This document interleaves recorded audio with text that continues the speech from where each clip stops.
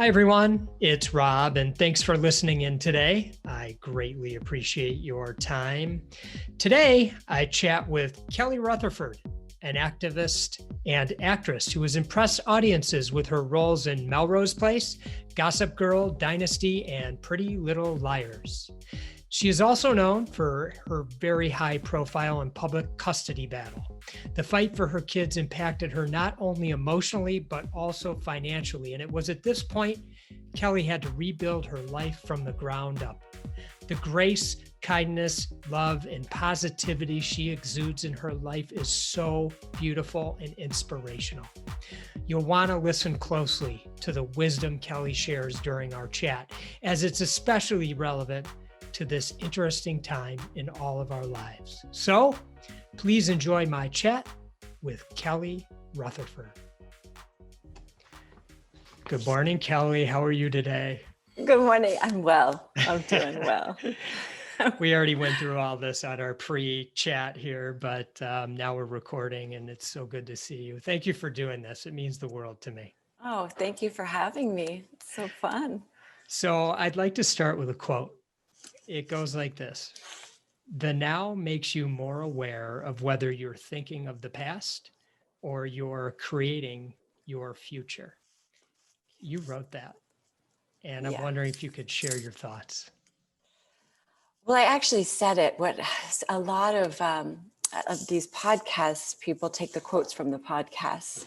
So it's not something I actually just sat down and wrote. It was inspired by conversations like this. So I've always had this feeling that we're either taking from the past or we're pulling from the future, right? So, and I don't know, in other words, so, and being in the now and feeling where we are we kind of in the past and living in the past and our thoughts in the past at the moment? Are we using the resources of the past, or are we, open to something that we don't know and that may be unknown and unfamiliar, and yet at the same time realizing that we're co-creating with that energy of the future,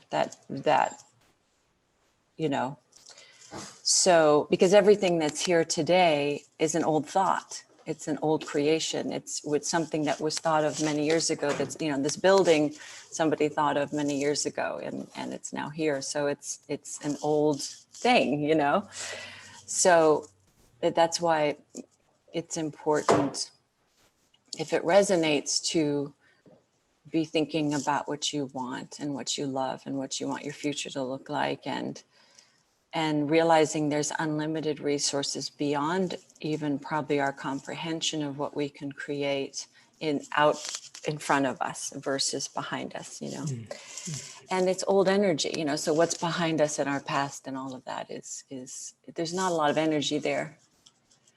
So it's not really where the energy is happening. So I want to discuss life and what we sometimes idealize and then what actually happens in our lives.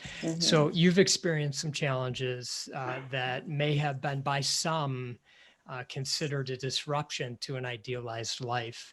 And we won't get into the challenges. They're well documented. You've discussed it plenty. But what I'm curious about is when your world began to be challenged and disrupted, where was your mind and how did you work through keeping your mind in a healthy place? So good.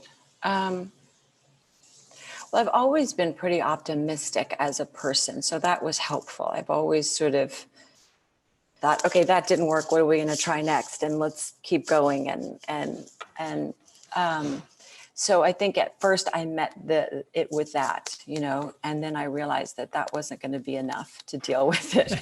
Optimism wasn't I'm going to need new skill. I'm going to need some extra skills here. I'm looking through my bag. I'm like, what skills do I need? Because this is really way above my skill set, like beyond my skill set.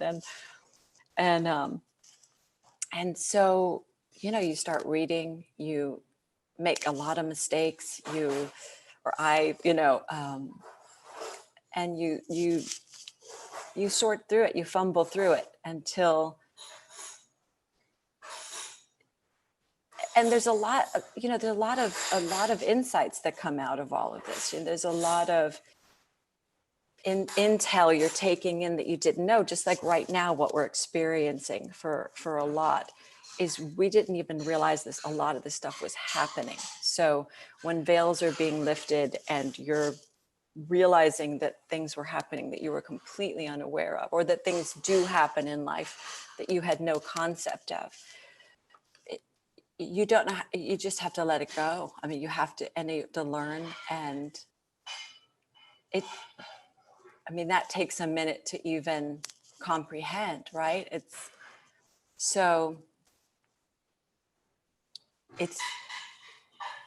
a lot of it is just learning how to navigate every single day and every single situation in this now moment, because we're not going to have all the skills. We're not going to know always what to expect. And what I did realize, though, is my part in all of it, in my sort of not knowing or being unaware of how I was co-creating the situation. So it was a combination of, whoa, I didn't even know this was possible.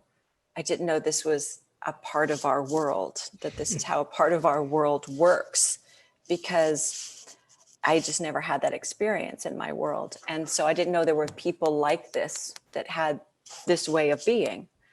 And also, so that was sort of, how do I, deal with that energy? And also, how was I co-creating the situation? And now now that I'm aware that I'm co-creating more and more, how do I shift it? How do I shift the situation? And so it became, instead of fighting it and going up against it and trying to make sense of it, because I was never going to make sense of it, because it's not a part of my operating system. My operating system was not compatible. It was like, didn't understand. It was like, and no matter how I tried to, it would never be compatible with that. So I had to find a new way of dealing with it. That was my Jedi training, in many ways. I mean, it's never ending, this Jedi training, but certainly stepped up my game. And it became more about, what is it that I want to see? What do I want to create out of this? And how can I heal my body and my mind and my spirit, so that I can be an effective human being, that I can serve ultimately through this and after this. And because otherwise there's no upside, right? So the only upside is when we survive things and walk away with lessons and are able to, in some way, give back, Another quote. I read this while doing our research. I'm not sure where I saw it, though. Pause and be still. Get quiet enough to listen. What your heart and body are whispering to you. And I wanted to ask you what your thoughts are on what our body's sensations can tell us about whether we are in alignment or not. And what exactly is alignment? It's really feeling good. That's what alignment is. Isn't that all we really want? It's just feeling good.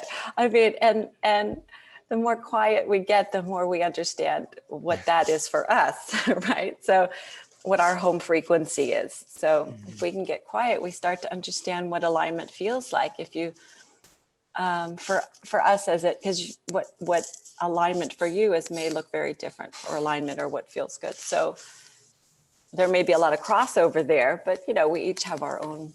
And so that's really what it is. It's when you're feeling good, and because that's really the time you have something to offer.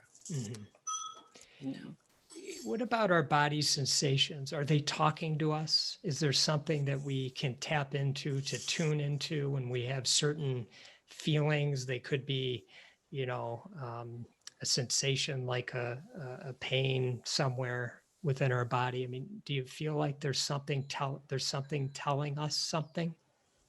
Well, I think there's emotional intelligence, right? And then there's obviously physical intelligence in our bodies.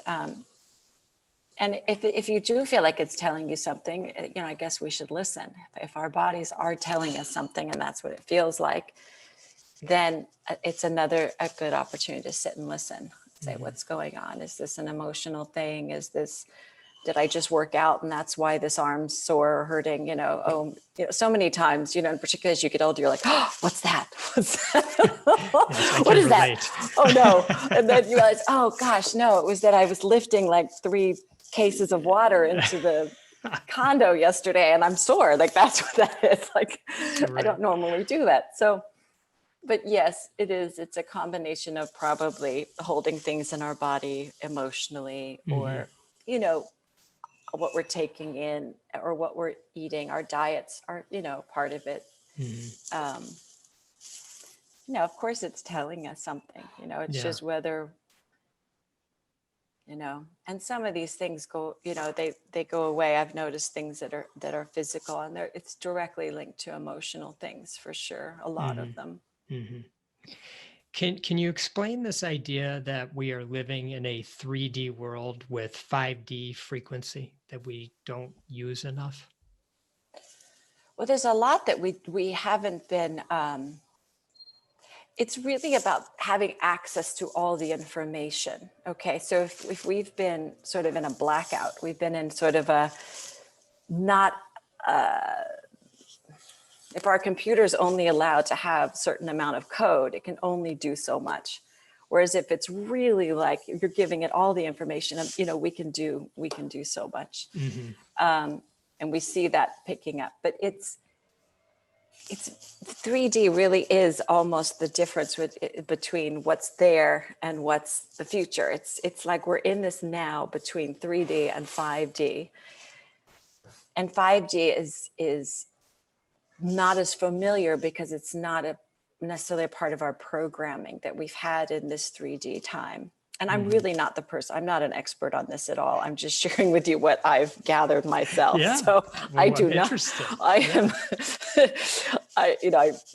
You're not the 3D, 5D expert. Listen to a lot of smart people that seem to know what they're talking about with this, but I always think, we learn these things, we sort of glean onto things, we hear nuggets, and then we work to sort of incorporate them in our lives in some way. And really that's what this is all about. It's about, when somebody's listening, how did you gain a nugget and incorporate it into your thought process? So completely understandable that you're not the expert, but the curiosity is around is how did you glean onto it and incorporate it into your life? It's just the known and the unknown and trusting our ability trusting that the unknown is just uncreated stuff. It's just energy that's there. But it's also,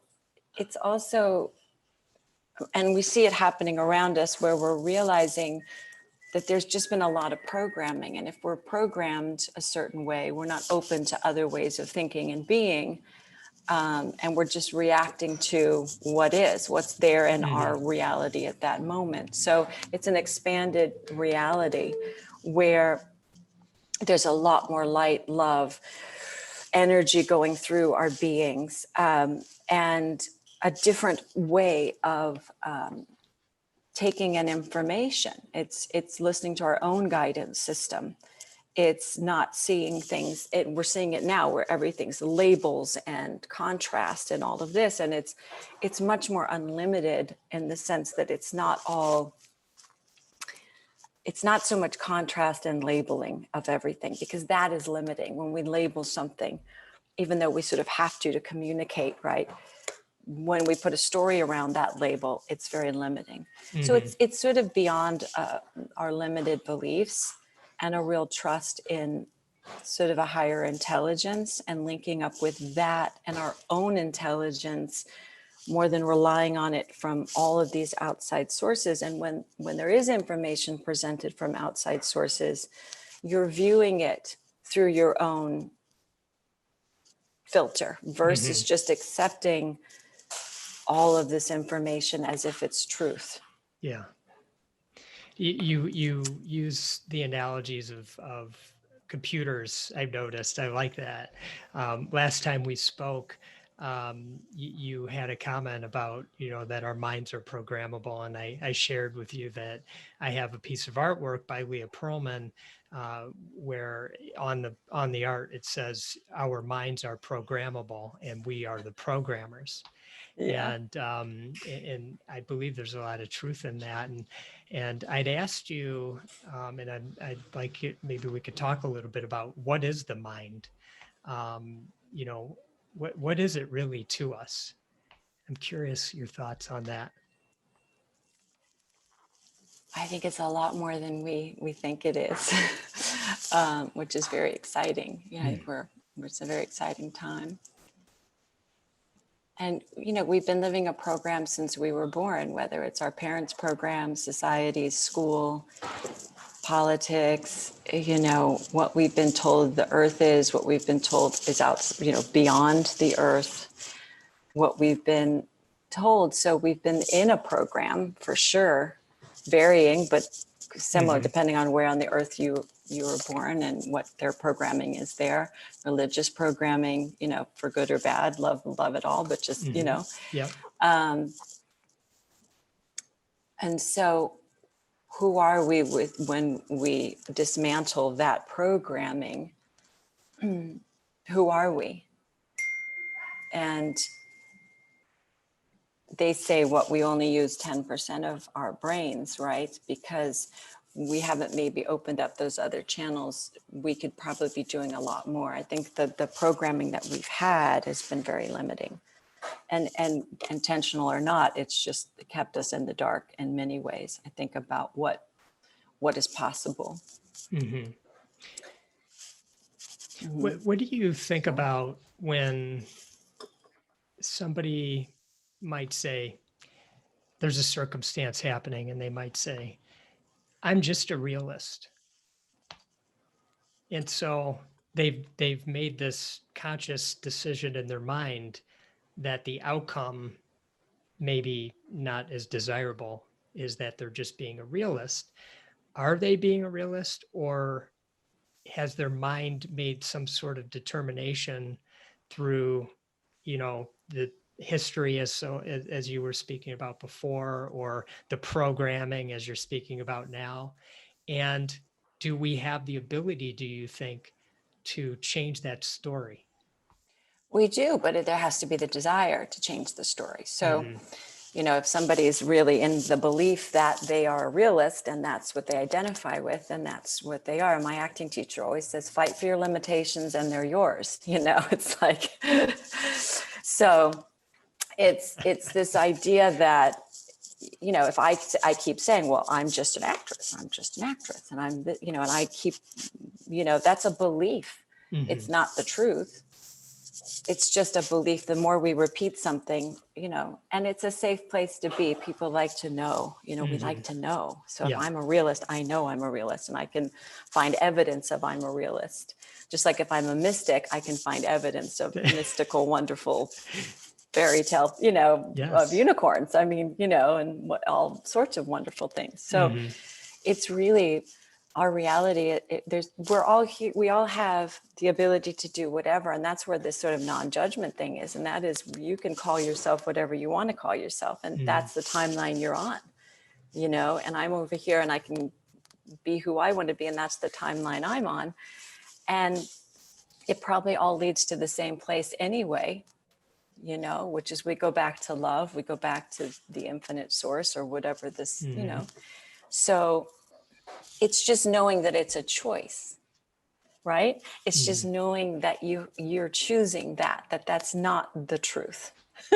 In the sense that there's so many choices, there's infinite choices in terms of.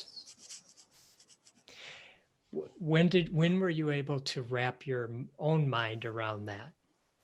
That's a hard concept for many people. What is? The idea that what seems to be real may not actually be real. and that there are infinite choices. Well, because you see people doing it every day. I mean, you see people inventing things. You see, I mean, I'm sure when we had the horse and buggy and you told them there would be a plane or that there would be they would look at you like you were completely an alien and out of your mind. They would have looked at you like you were out of your mind. Yeah. And of course, for good reason, because at that time, you've got to be, most people weren't thinking that way, right? Right. So,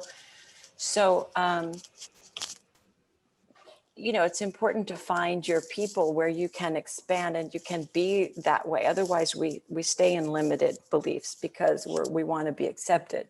Mm-hmm. So a lot of the reason we haven't expanded maybe more is because we wanted our need to be loved and accepted. So the more that we can go within and find that within ourselves,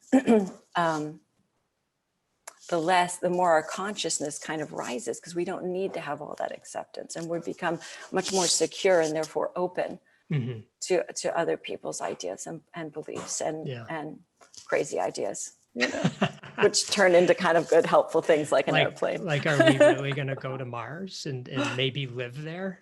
Well, I think it would be totally easy to. In all honesty, I believe it's totally possible right now today. Yeah. And again, it's what's being allowed and not allowed, right? But we have to raise our consciousness to override that operating system. Right. We, as a group, or enough people have to raise their consciousness, not their swords, not their whatever, but their consciousness, so that overrides the other system that's in play. So you mentioned love, and what is love exactly? It's my belief that it's where we come from and it's where we're going.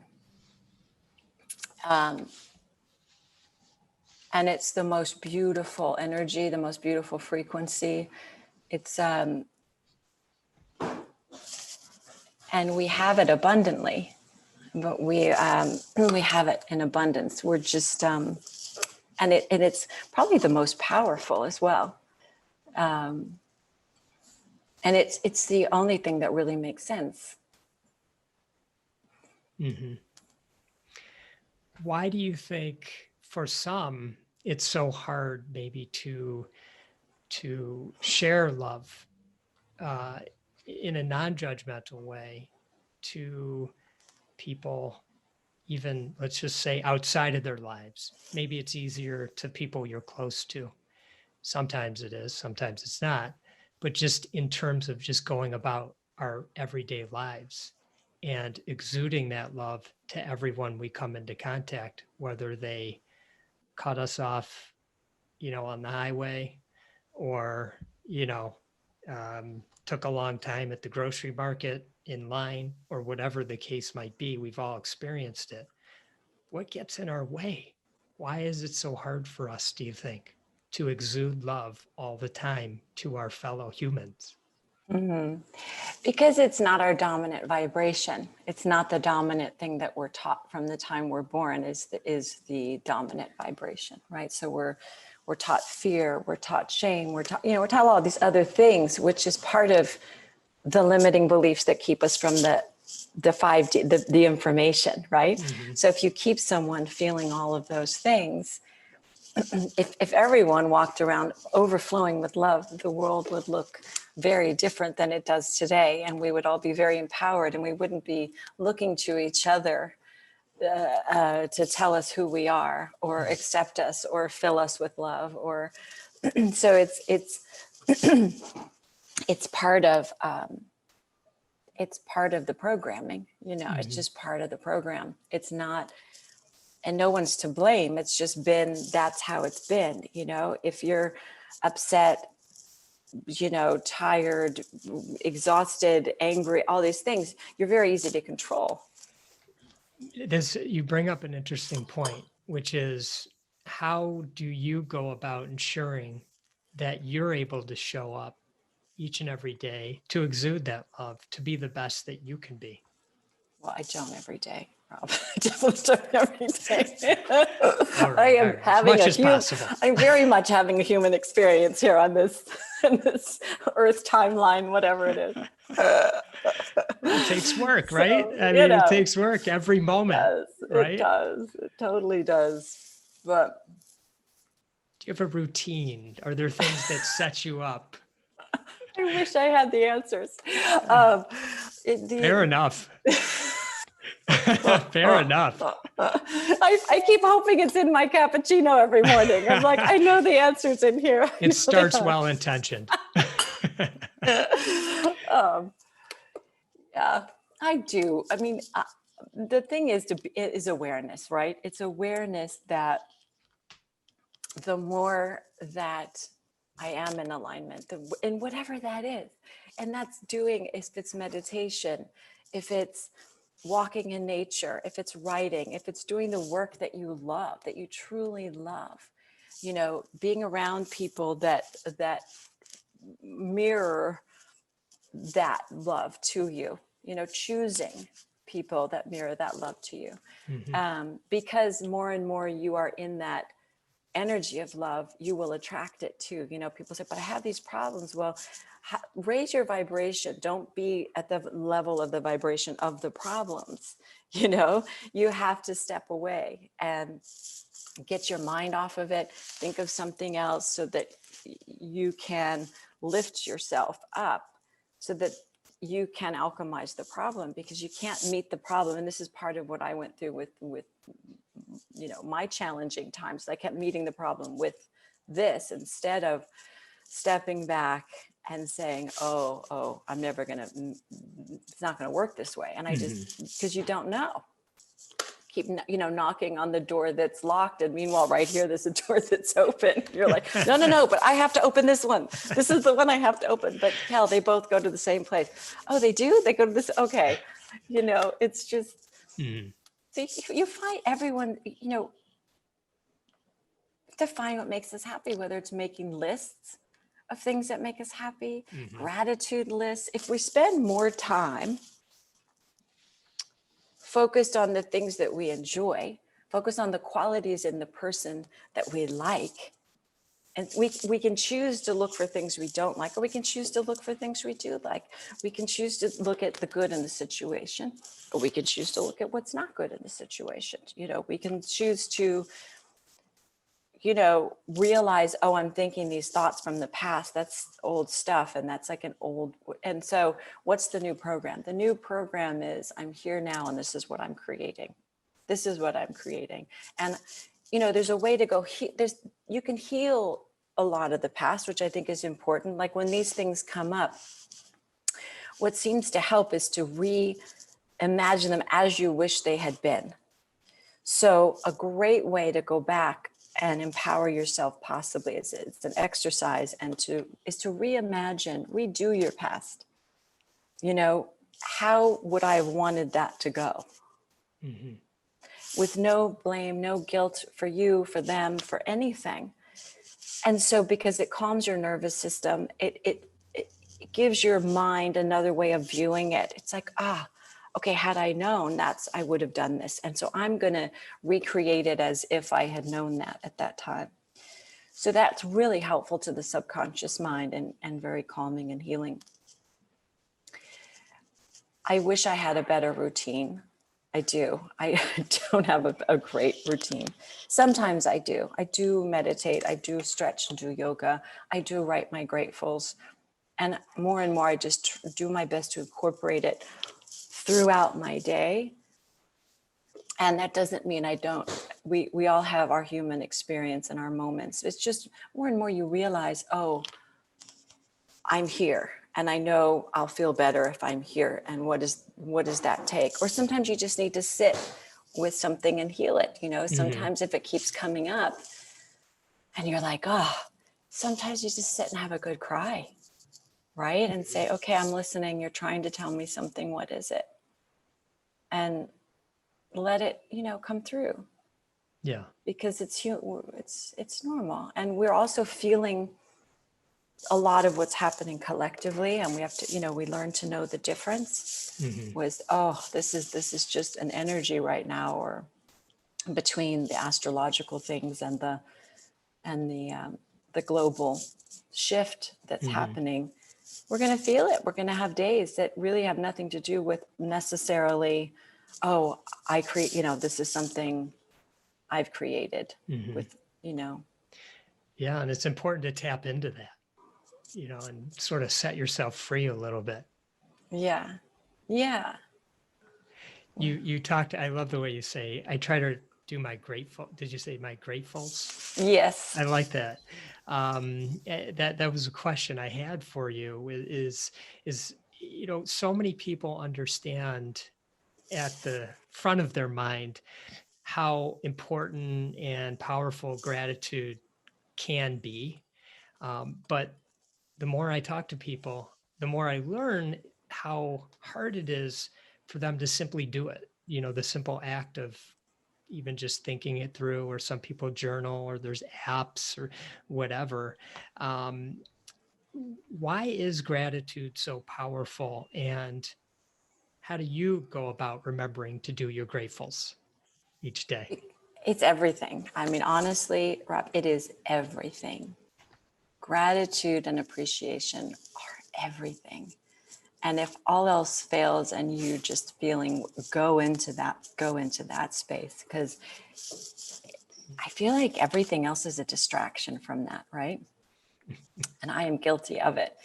So it's a distraction from gratitude, appreciation, love, because those are the most empowering things you can do for yourself.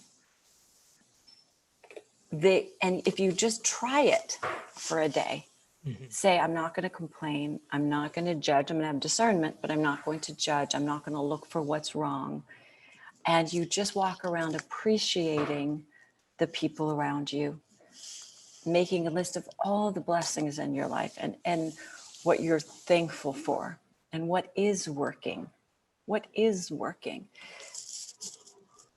That's the ideal, isn't it? That's the ideal, is to be in that space all the time. And it takes practice. It's like we're used to the feeling. And the reason I'm saying is I've been working through this myself, which is I'm used to the way this old thing feels. And so it's comfortable to me. It's comfortable to have these kind of lows, or get kind of like, well, whereas I know when I do my gratefuls, I know when I'm in appreciation, I know how radiant my life becomes. I'm more radiant. I feel I have so much more to give. I feel so much better. And sometimes I think what happens is when you start doing that, you now on a different wavelength than the people around you that aren't doing it. And so you kind of go back because that's what's comfortable. So part of it is either spending more time on your own, or being able to hold space and be with people that may not be doing that. Obviously, you're creating that algorithm as much as you can in those conversations, in those experiences. Certainly when you feel it drop, you can recreate the algorithm by just shifting the focus in the conversation or whatever. But it's energy management. Do you want to feel good and have your energy here and things working in your life? Or do you kind of want to go back to comfortable, because that other thing requires a lot of, there may not be a lot of people around you operating on that frequency. That's true. But you will attract it. I mean, I notice the more I'm there, the more I attract. I mean, look at us. I mean, so you have such a beautiful energy, and I'm blessed to be talking to you today. Do you know what I mean? And having this conversation. So I realize, okay, it is working. It is, even though I know I have those days, that for the most part, I can maintain that. And it feels so amazing. And it's allowing ourselves to feel good when we've kind of been programmed not to. Yes. I know. Yeah. Well said, because you talked about the programming before, and we were oftentimes programmed a certain way. And so you're reprogramming. I mean, I'm 51, so I got a lot of reprogramming to do. I mean, you know, to take all that code and all that, these experiences, and sort of unwind them and think about things in a different way. But one thing about gratitude and being around others that may not have that same mindset, we have a unique opportunity to be lifter uppers. You know, we sort of have this choice. We could be a lifter upper or a dragger downer. That's kind of how I think about it. And so if I'm in the mix with some folks that, you know, maybe are sort of on the downer side, I think this is my opportunity. I can raise the energy in this room if I so choose. Yeah. And that's where we get that choice. And it does, to your point, takes practice. You have to do it. And it's not always easy. You want to curl up in the ball, like you said, you know, go back to that old hide feeling. in the fort. You know? Yeah. Totally. There's something that you shared with me when we chatted a bit earlier. And that was that in challenging times, or even times where you're not challenged, you always remind yourself to pace yourself through this. And I thought that was really wise advice. Can you talk a little bit about that? Pace yourself through this. Well, I think when you're going through, I believe when you're going through challenging times, sometimes it is just about surviving it, right? You feel like I just need to survive this, or at least I did. If I can just survive this, it's going to be okay. Like, and so, you know, and it's the same right now, you know, we're globally, you know, it's like we do need to pace ourselves and have patience with our progress and patience with others. And that's the challenge, right? Is, oh, they may not believe what I believe, and they may be screaming it really loud that they don't believe what I believe. And I have to sit here and go, okay, well, we all can believe what we want to believe. And I feel the more I can allow other people to do that, I feel better. I'm like, let them, just let them, and let go. You know, I'm because, gosh, I don't even know what I was referencing to pace yourself, but I think it's good advice and everything. I don't remember. I don't know. Either, I don't remember what it was in reference to, but I should have done a better job of correcting that. No, I wish I should remember if I'm saying it, but you know, it is always good to pace yourself, you know? Well, and you know, that's patience. A lot of that is patience, right? I mean, it's so hard. We, if we're in pain, whether it be, you know, physically or mentally, if we're going through difficult times right now, we're going through difficult times, and rightfully so, you know, people say, I'm just so tired of this. And I get it, you know, I do, but there's really something to saying, okay, I need to pace myself through this. Because this too shall pass. I didn't make that phrase up, and it usually does. And so just pace yourself. And I think that's great advice that you gave, you know, because it really is, it sort of brings you back to the present moment and using your idea around gratitude, being in the present moment, being grateful for this moment, because that's all we got right now. It's all we got. All right. What about this? Can you talk a little bit about how interconnected we all are in this world? What are your thoughts on that? I mean, there's people all over the world right now, 7 billion human beings. How are we connected to people on the other side of the world? Bless us all, right? Just bless all 7 million of us. It's a lot. It's a lot of people, really. It's a lot of people. But it's a big earth. I mean, that's what they tell us. I mean, I've seen some of it. It's pretty big. I think there's room for us all. Yeah. What was the question?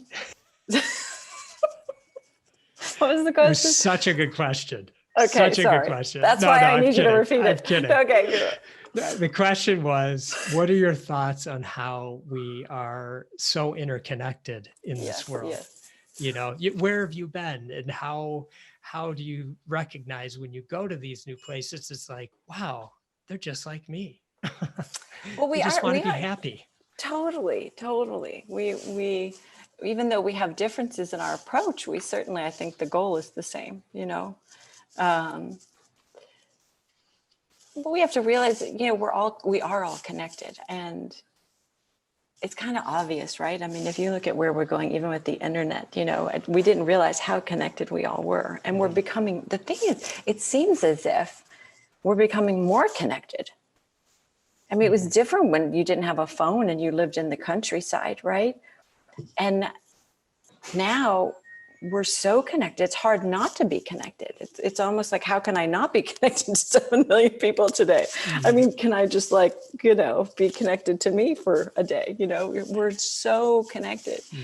But we do realize that I believe what you're trying to say. We influence each other, right? So we have a great influence. What I think and do has an influence and an impact. And what you think and do and speak and has an impact. And even if it's a ripple effect, right? So you say something to your child or to your wife or this, and that makes them feel, depending on the work they've done, a certain way. And then they go, you see it with bullying, I think most of a lot of the bullying starts at home, and then it goes to school, and then it goes to, so it's my mom. Hi, Bob. Hi, Mom. See, we're all connected. We're all connected. That's so, right. It's just, it's what we're putting out, the energy of that we're putting out has an effect on everyone around us, whether it's a look. We know, I mean, if someone smiles at us, how we feel, it's a smile. I mean, what it does to our being, that's just right there is a very simple example of how we're all connected. Whereas if, you walk by someone who's yelling and screaming, I mean, what that does. So,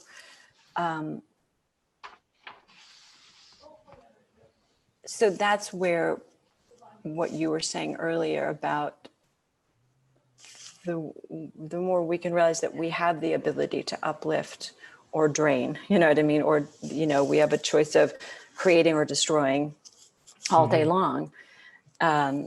And there's thoughts that are either creating, or there are thoughts that are, being destructive, right? And if we're not focused on the gratitude and the appreciation and the love, then we tend to kind of go within, and that's what we feel when we kind of go back into that place of, it's not creative. It's not a creative place to be.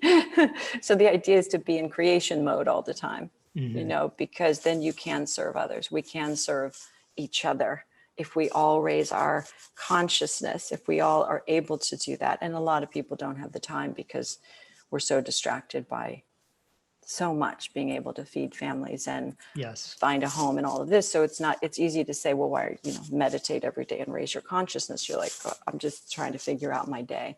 But that's part of it. That's part of it is, again, that's part of this distraction that keeps us from connecting to our higher power or our higher intelligence, is that we are distracted trying to pay the bills and find love outside of ourselves, that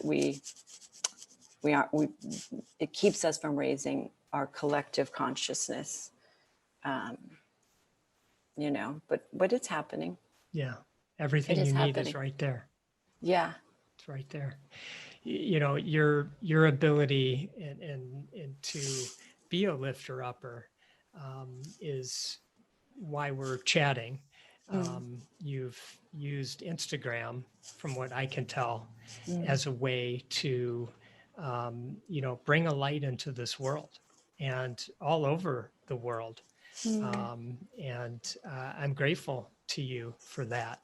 We have these platforms, and we can choose sort of how we want to utilize them, especially when folks will listen.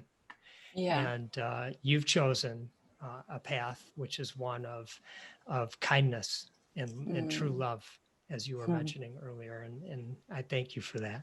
Thank you. Absolutely. Thank Absolutely. And thank you for taking the time to chat with me today and to bring this conversation of leading with genuine care to the forefront. And to all the loyal listeners, as always, I greatly appreciate you spending time with us today. And I wish you all much love and gratitude.